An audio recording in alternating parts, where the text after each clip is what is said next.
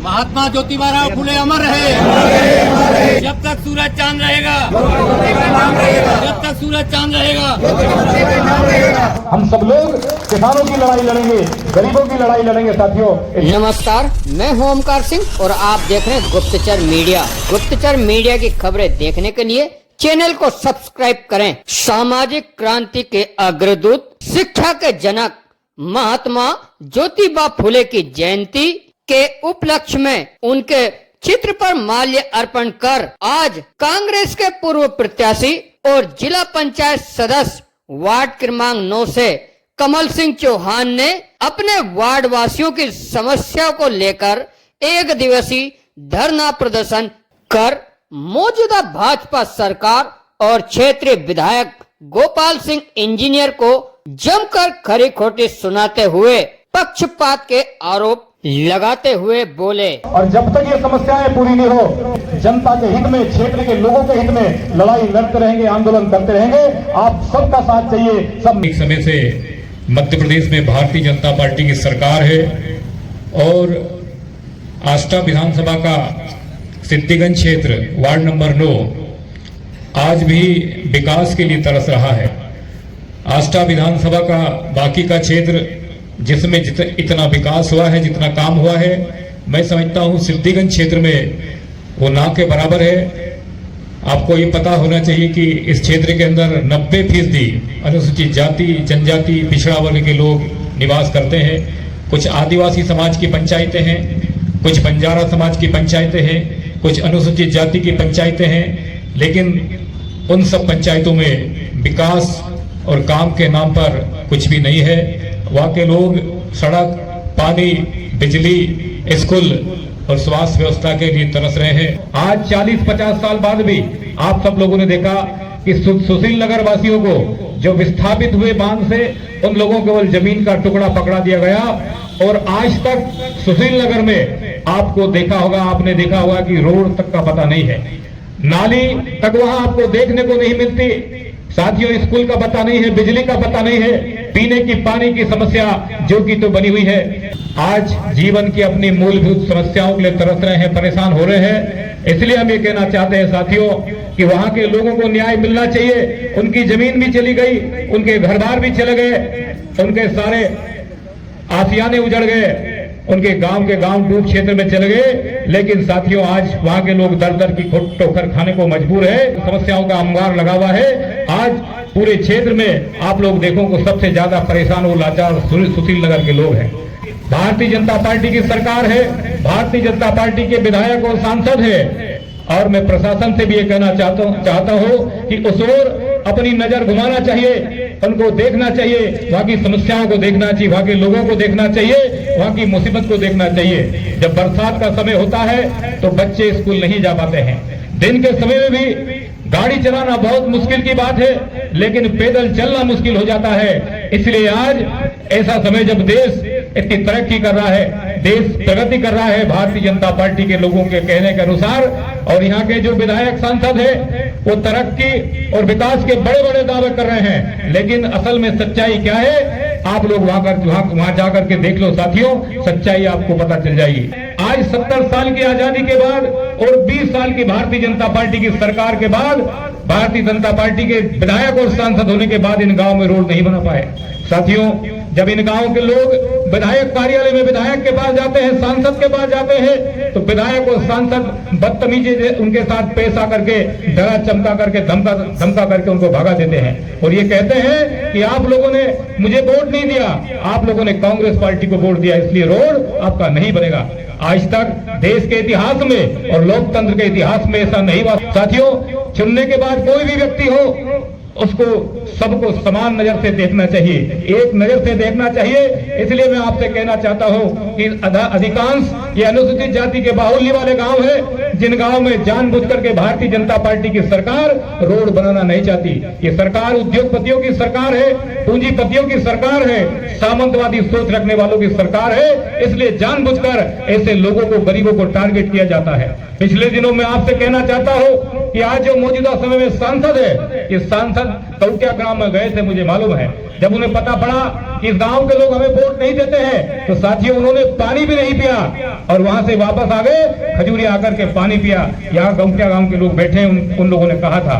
तो आज ये स्थिति है, ये लोकतंत्र और संविधान की धज्जियां उड़ाने में इनके जो जनप्रतिनिधि है कोई कसर नहीं छोड़ रहे हैं। ये देश तानाशाही की ओर बढ़ रहा है, ये देश डिक्टेटरशिप की ओर बढ़ रहा है। ये भारतीय जनता पार्टी लोकतंत्र की धज्जियां उड़ाने में लगी हुई है। मैं आपसे कहना चाहता हूं कि साथियों, आज अगर ऐसा माहौल है, बरसात के समय में कौटिया हो, बरखेड़ी हो, धर्मपुरी हो या फिर नीमत हो या फिर और सारे गांव हो, चाहे वो रूपकुंड हो, आपका बरूखाड़ हो, नाथू गुराड़िया हो, ऐसे बहुत सारे गांव है जो आदिवासी समाज के गांव है।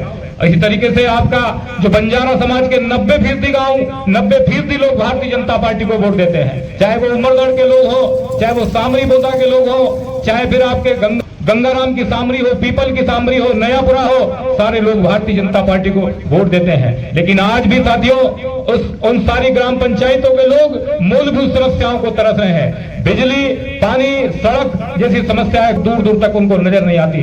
मैं अभी साथियों कुछ दिन पहले नयापुरा गया था, जो बरकोड़ी से बाजू में गांव है, जहां पर 25 से 30 घर बंजारा समाज के लोगों के हैं। मैंने लोगों की समस्याएं देखी, मैं उनके बीच में बैठा। साथियों, उनका यह कहना था कि हम 3-3 किलोमीटर दूर से पीने का पानी लाते हैं। अभी आपको मैं कहना चाहता हूं कि अभी नानजीपुरा के लोग इकट्ठा होकर के तहसीलदार जावर के पास गए थे। साथियों, आवेदन दिया था, ज्ञापन दिया था कि नानजीपुरा के लोग बूंद बूंद पानी को तरस रहे हैं। तो आपसे कहना चाहता हूं कि ये सरकारें जिनकी 20-22 साल से भारतीय जनता पार्टी की सरकार मध्य प्रदेश के अंदर है और 35 साल से एक क्षेत्र राज्य भारतीय जनता पार्टी का आस्था में है, विधायक सांसद भारतीय जनता पार्टी के हैं, मंत्री भारतीय जनता पार्टी के, जनपद सदस्य, जिला पंचायत अध्यक्ष, जनपद अध्यक्ष भारतीय जनता पार्टी के हैं। लेकिन आज कहना चाहता हूं कि आस्था विधानसभा के ऐसे सैकड़ों गांव है जहां की मूलभूत समस्याएं आज भी बरकरार है। आज भी समस्याओं का समाधान यहाँ के विधायक और सांसद नहीं कर पाए हैं। बिजली की समस्या हो, पानी की समस्या हो, सड़क की समस्या हो, स्कूल की समस्या हो, आज तक भी समस्या जो की तो बनी हो। मैं आपसे कहना चाहता हूं साथियों, एक कौंदकपुरा करके गांव है, कौंदकपुरा गांव में साथियों कांग्रेस के जमाने में एक प्राइमरी स्कूल बनी थी। मैं समझता हूं 1965, 70, 75 के आसपास स्कूल बनी होगी, लेकिन वो समय के साथ खत्म हो गई। आज 20 साल से भारतीय जनता पार्टी की सरकार है और 35 साल से यहाँ भारतीय जनता पार्टी के विधायक है, आज भी भारतीय जनता पार्टी के विधायक है। लेकिन साथियों, आज कौंदकपुरा ऐसा गांव है जहां पर प्राइमरी स्कूल नहीं है, वहां के बच्चे किसी अन्य मांगलिक भवन में जाकर के पढ़ाई करने में लगे हैं। तो आज ये विकास के बड़े बड़े दावे कर रहे हैं और विकास की धारा बहाने की, विकास की गंगा बहाने की बात कर रहे हैं। लेकिन साथियों, सिवाय जुमलेबाजी के अलावा, सिवाय झूठ बोलने के अलावा, सिवाय घोषणाबाजी करने के अलावा और कुछ नहीं है। आपने देखा होगा कि इस आजादी के 70-75 साल में ऐसा आज तक नहीं हुआ जो इस साल अभी आपने को देखने को मिला। हमने अभी कांग्रेस पार्टी के नेतृत्व में सभी नेताओं ने मिलकर के यहाँ पर एक धरना आंदोलन किया था। यहाँ कम से कम 70-75 गांवों की आस्था विधानसभा नहीं बल्कि पूरे जिले में लोगों की पूरे गांव की लाइट को काट दी। हमने कहा, आप अगर लोग बिजली के बिल नहीं भरते उनकी लाइट काटिए, आप उनसे लड़िए, उनके कनेक्शन काटिए, उन पर कार्रवाई कीजिए, लेकिन जो लोग बिल भरते हैं उनकी लाइट आप बरकरार रखिए। साथियों, आज ये हालत है कि यहाँ अधिकारी जनप्रतिनिधियों के फोन नहीं उठाते और उल्टा उनको धमकाने का प्रयास करते, डराने का प्रयास करते। स्थिति यह है साथियों, हमारे साथियों ने भी बताया कि यहाँ भ्रष्टाचार चरम पर है, हर विभाग के अंदर भ्रष्टाचार चरम पर है और कमीशन बंधा हुआ है, चाहे बिजली घर हो, चाहे अस्पताल हो, थाना हो, चाहे और कोई विभाग हो। साथियों, हर महीने बड़े पैमाने पर मोटी रकम यहाँ के जनप्रतिनिधियों को जाती है। इसलिए साथियों, यहाँ का कोई अधिकारी किसी जनप्रतिनिधि की बात सुनने को तैयार नहीं है। इसलिए आपको मैं कहना चाहता हूँ कि आज ये जंगल राज बना हुआ है और इस जंगल राज को खत्म करने के लिए हम सब लोग कांग्रेस पार्टी के नेतृत्व में साथियों बड़े से बड़े आंदोलन आगे समय में करेंगे, जिसके कारण साथियों यहाँ लोगों को आज परेशानियां हो रही है। उन परेशानियों को दूर करने में कांग्रेस पार्टी उनका साथ निभाएगी। मैं आज कहना चाहता हूं साथियों कि इसके अलावा भी आपने देखा होगा कि और भी समस्याएं हैं कि आज पंचायती राज है। इस पंचायती राज में 134 पंचायतें आस्था विधानसभा में हुआ करती थी, अभी 10 पंचायतें और बढ़ी।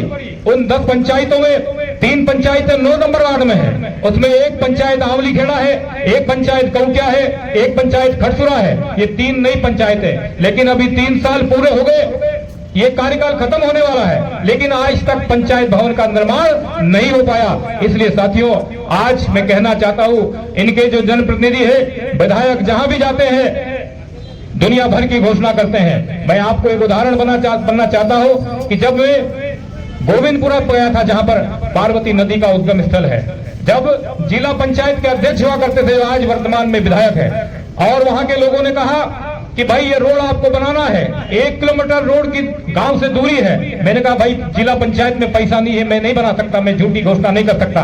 और जिला पंचायत अध्यक्ष पहुंचे, उनसे कहा कि रोड बनाना है, तो उन्होंने कहा कि रोड भी बना देंगे। फिर उन्होंने कहा कि मांगलिक भवन बनाना है, उन्होंने कहा मांगलिक भवन भी बना देंगे।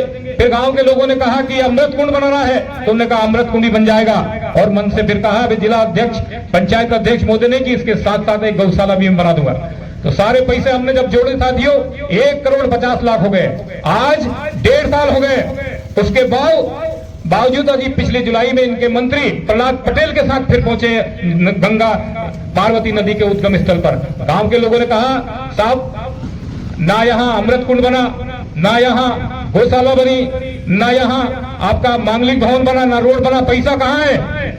तो विधायक जी ने मंत्री जी के कान में कहा कि साहब जल्दी चलो, ये कांग्रेस पार्टी को वोट देने वाला गांव यहाँ कोई काम नहीं करता। तो मंत्री और विधायक सब एक जैसे चल दिए एकदम दावा करके। तो साथियों, इतनी घोषणाएं हो चुकी है कि 1 साल की घोषणाएं इतनी हो चुकी है कि वो 5 साल में पूरा नहीं कर सकते। इसलिए मैं आपसे कहना चाहता हूं साथियों कि आज हम लोगों को इनकी जो कमियां है, इनकी जो जुमलेबाजी है, जो ये मूर्ख बनाते हैं जनता को धर्म और जाति के नाम पर, वो समाज के सामने लाने की जरूरत है। हमको किसानों की लड़ाई लड़ना है, मजदूरों की लड़ाई लड़ना है, छोटे व्यापारियों की लड़ाई लड़ना है, बेरोजगार लोगों की लड़ाई लड़ना है। हमको समाज में अमन शांति और भाईचारा स्थापित हो, ऐसी हमको लड़ाई लड़ना है साथियों, ताकि ये देश मजबूत हो, ये प्रदेश मजबूत हो, आस्था मजबूत हो। हम सब मिलके साथियों आगे बढ़ते रहे।